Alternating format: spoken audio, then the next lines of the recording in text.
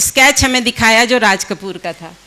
और वो राज कपूर का स्केच मुकेश जी उन्होंने 1978 में जब ताशकंद फिल्म फेस्टिवल हुआ था तब उसको बनाया था राज कपूर जी का, और उस पर उन्होंने मेरे सिग्नेचर लिए।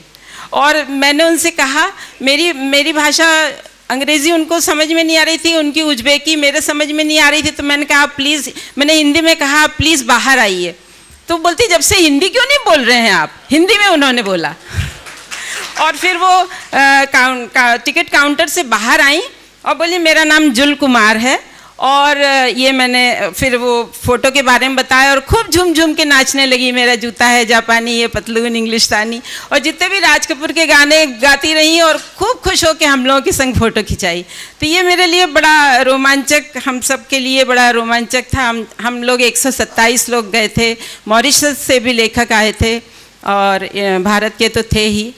और वहाँ पर जो एक अंतर्राष्ट्रीय हिंदी सम्मेलन गठित हुआ है, तो उसकी सबसे बड़ी खासियत यह है कि उन्होंने भारत के प्रत्येक प्रदेश से एक एक उपाध्यक्ष नियुक्त किया है। तो महाराष्ट्र का उपाध्यक्ष उन्होंने मुझे बनाया है। बेहद साफ सुथरा देश है दोस्तों, बताने बैठूंगी तो बहुत समय हो गया है, बताने को बहुत कुछ है। मेरी पुस्तक शीघ्र ही नमन पब्लिकेशन से छप रही है, जिसमें मेरे 19 देशों के यात्रा संस्मरण में एक उज्बेकिस्तान का भी मैं शामिल कर रही हूँ। उसका नाम है नीले पानियों की शायराना हरारत, वो आप शीघ्र ही पढ़ पाएंगे। और अंत में मैं सारथी साहित्य कला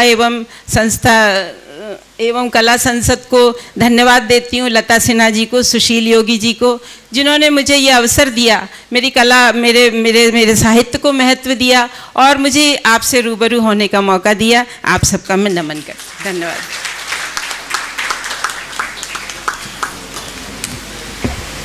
प्रशस्ति पत्र श्रीमती संतोष श्रीवास्तव जी का आपको साहित्य के क्षेत्र में राष्ट्रीय एवं अंतर्राष्ट्रीय जगत में उल्लेखनीय योगदान हेतु वो भविष्य में सतत गतिशील रहने के प्रेरणा स्वरूप सारथी साहित्य एवं कला संसद मुंबई आपको सारथी साहित्य शिरोमणि से अलंकृत कर अतिशय गौरव अनुभव करता है।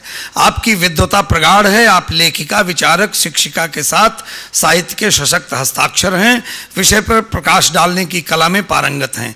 आप साहित्याकाश में देदीप्यमान नक्षत्र की भांति शतायु रहकर साहित्योन्नत में क्रियाशील रहें, ऐसी हम प्रार्थना करते हैं। बहुत बहुत धन्यवाद आपका।